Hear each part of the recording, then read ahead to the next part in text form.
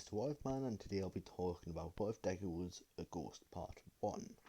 This is following off my previous What If Deku Was a Ghost Part 0. Please, if you want, I would recommend you watch that video first if you haven't, to get a better grip on what this is about. And I apologise for the audio problems that will be coming up. So please sit back and listen. Deku has just died. He's dead, there's no return, he's just dead. He was killed by Bakugo and his sister, who was Itsuka. Yes, and his wife. He has a twin sister, and he is older by about 2 hours. He's dead. Not because of a quirk, not because of hidden ability. He has survived. Not because of any of them, not because he has a quirk, not because he has a hidden ability, not because he has some special powers being chosen by God. He just did. And his soul has lived on instead of his body. His mind, his soul, his consciousness, his, failing his body has survived. And you see these dull eyes? That's Deku in a few years. Later on, I'll be talking about that. So at the moment, Deku wakes up in a strange room, nothing he's ever seen before. And this room is it is not magnificent, it is not special. In fact, it's completely devoid of anything special. It's bland, it has no difference in anything. It's a perfect it's a perfect cube on every direction. Every room, every single wall or ceiling and floor has no bumps, no curves, no nothing, no cracks. It's weird, but he accepts it without hesitation, because he doesn't know what's going on. The room is grey, it looks like it's made out of concrete, it has no other surfaces, it has no doors, it has no windows. Deku's shocked and doesn't know what's going on, so he bangs on the walls trying to get someone's attention. But he never will. He will never get anyone's attention. Later on about that in the video. And I apologise for any inconsistencies between this wife and the last one. And anything I'm skipping out on, I'll tell you in the comments section down below. Now, the thing is, what's happened next is after a few hours, Deku gives up. And he's just sick and tired because he doesn't know what's going on. He has no flaming idea, no clue, no nothing. No hope, no desires, no feeling. That is what's happened. Sorry, wait a few seconds.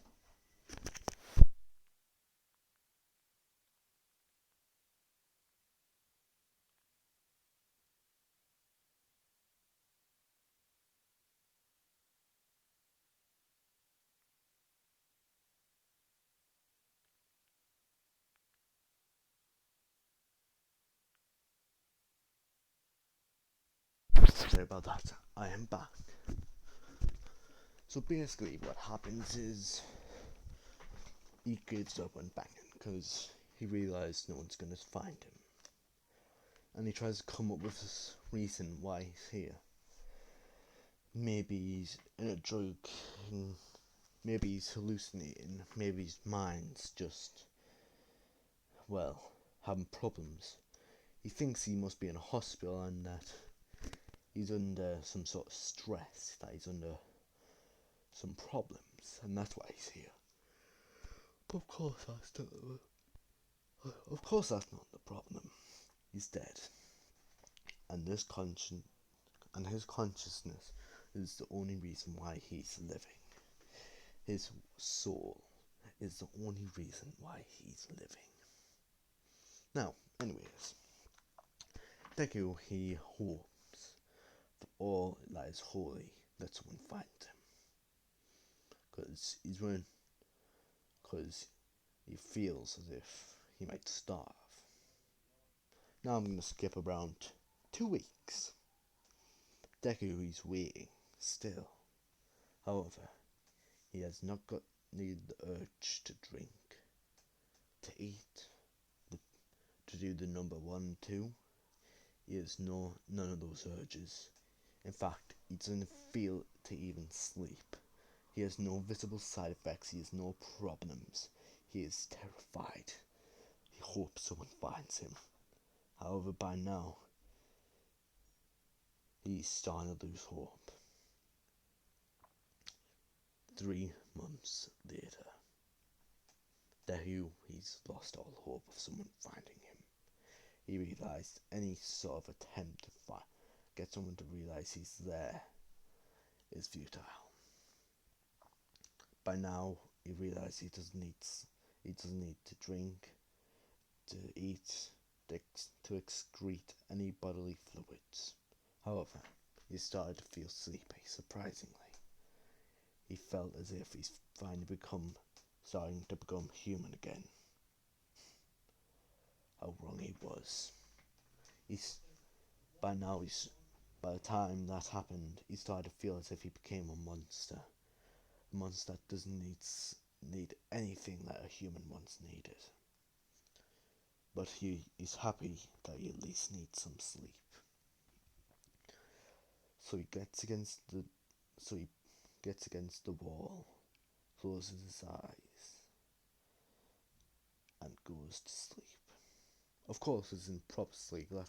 It's just his soul recharging. As to build up a construct like that within itself is hard. Yes, that's what it is. Just a construct. His soul has persisted beyond its death. As the room itself is just the soul trying to keep the mind together. That's what the room is.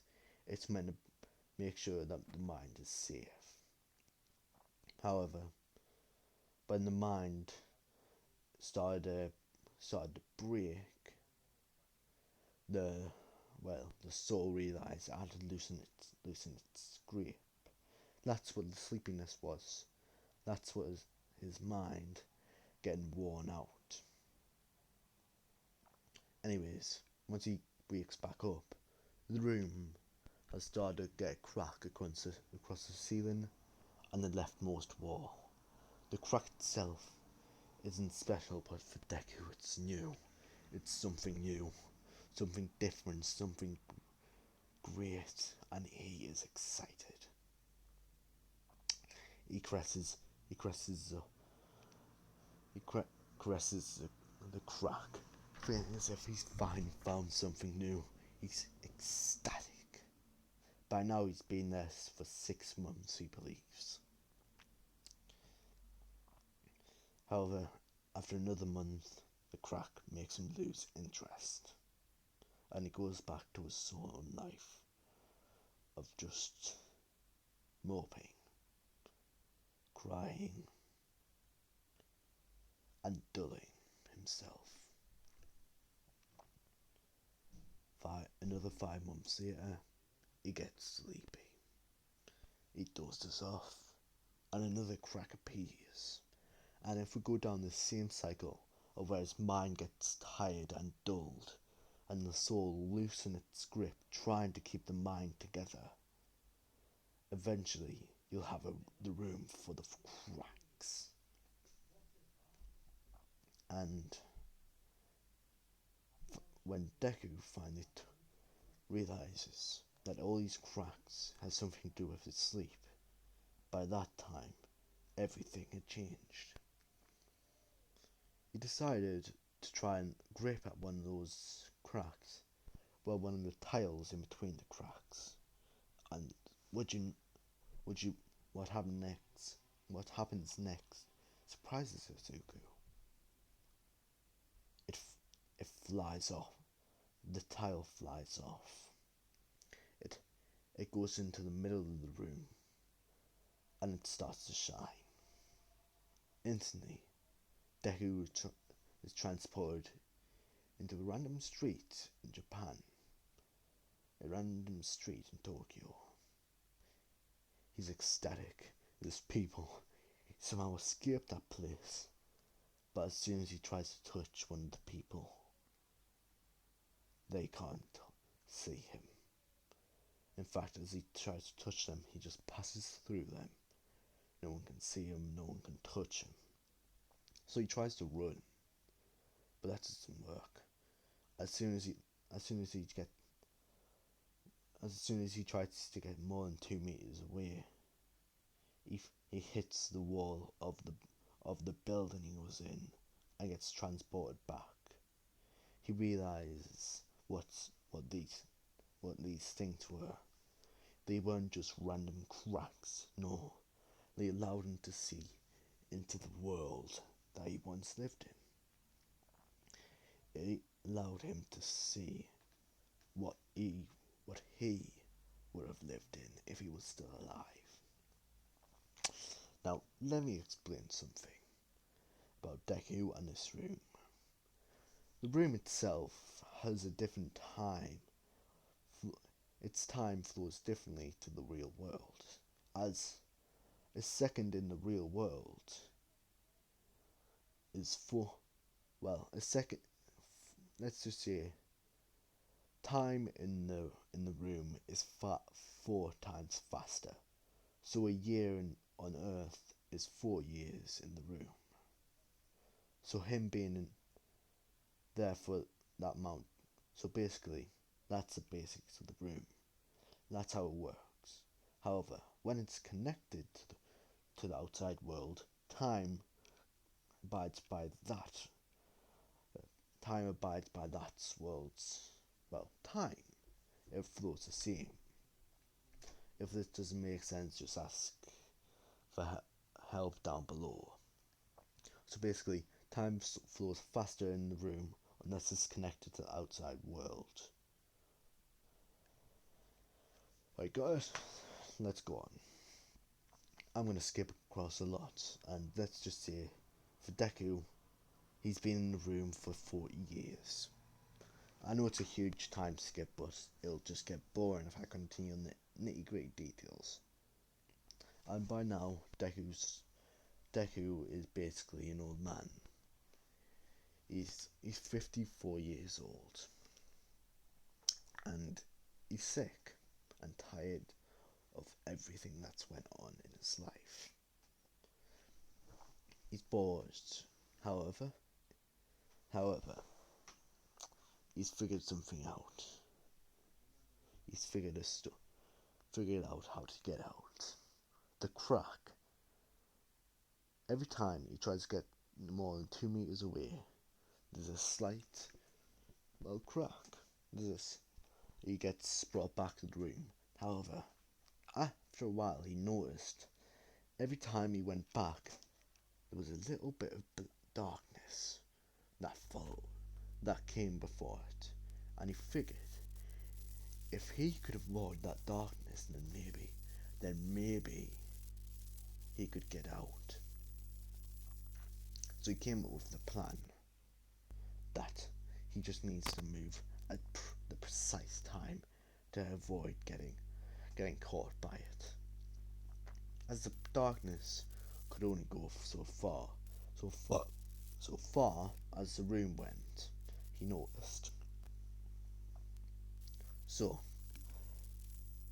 let's say he's tried thousands of times to do it, but it never worked. You want to know why? Because he abided by the rule of the room. Every law he learned of the room, he didn't think he could break them, but now he could. He believed he could. He thought he must. He thought he had no other choice to do so. So, as he was going to start doing it, he did a countdown. No, he didn't do a countdown. He told a story. The story of the impossible mountain. He started to say for the first time in 10 years, first time he's spoken in 10 years. As he decided to shut up because by now he started to get sick of his own voice. So, what he did, he started to speak of a story. Story of the impossible mountain. The mountain of diamond. He said, long ago, there was a mountain that was made of diamond. The mountain took 2 hours to go around it, and it took 2 hours to climb it. It was impossibly hard, and it couldn't be broken. However, there was a boy who watched the mountain every day, and he saw a bird that always came. It sharpened its beak on the mountain, chipping away at it. The bird came every day, sharpened. It chipped away at the mountain. The boy turned to a man, the man turned to a senior. The man told the story of the bird that took down the Diamond Mountain. He told of how when the mountain fell, the first second of eternity would have struck. How long is an eternity, may you ask? Well, no one knows. However, the first second of eternity can be shown, as eternity has only got a few long hours in it. Very long hours. The first hour of eternity, in fact, would strike once the mountain fell. Deku got into a racing stance. They said the birds chipped away, hollowing out the mountain till it fell. It collapsed. Many of the villagers said, "Man, that must be one impressive bird." Many of them said, "Man, they said that must be one impressive mountain." And others said, "Man, that was some big mountain." However, the old man said, "You're missing the point of the story. The story was not about the mountain, but instead of the birds, as it was one impressive bird." With this revelation, others realized what the moral was. Even if it took 100 years, even if it took thousands, do not give up, even until the first second of eternity has passed. Then you cannot give up until you give eternity its final shot. As Izuku told the story, he started to run.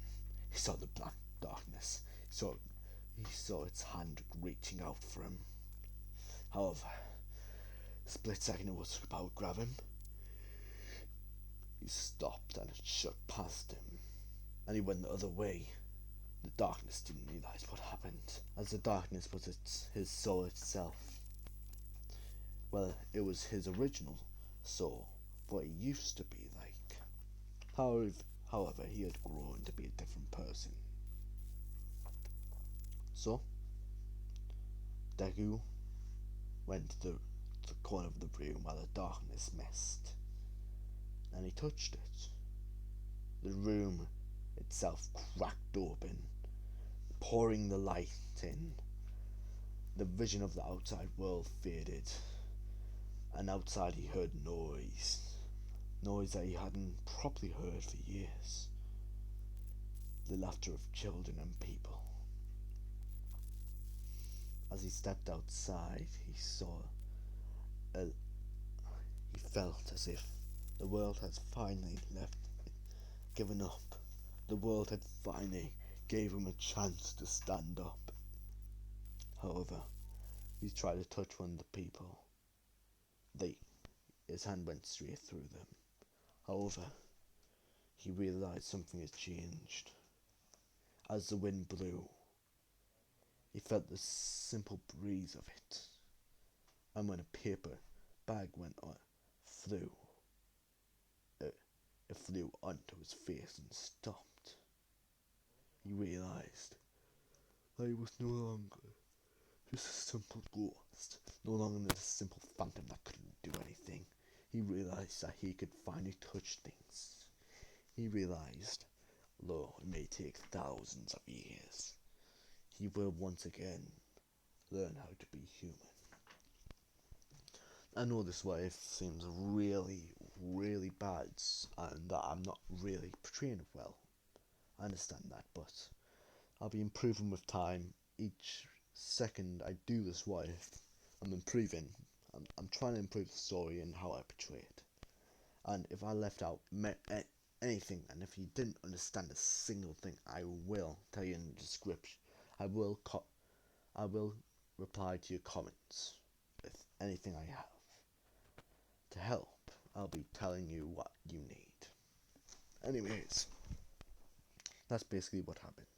And to tell you some of the background characters, such as the main ones, in canon, All Might has retired and everyone knows of his skinny form. Bakugo is the number 2 hero, his sister Itsuka is the number 1 hero and has one for all. Other characters such as Ida did not die during the Stain incident because he did still have Itsuka to help him, because Itsuka is that world's Izuku, although much more harsh and much more brutal when it comes to her thoughts and quirks and those who are useless. Uraraka is very different, as she was heavily influenced by Deku, so in turn she was influenced by Itsuka, and so she was influenced negatively by her.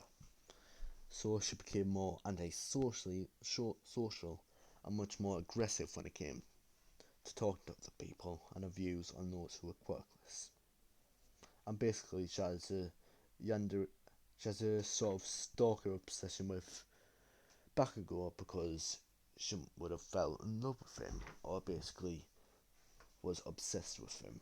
And I'll be tackling that idea on a later date and explaining and showing how she starts to become normal again and sees how Bakugo is a horrible person.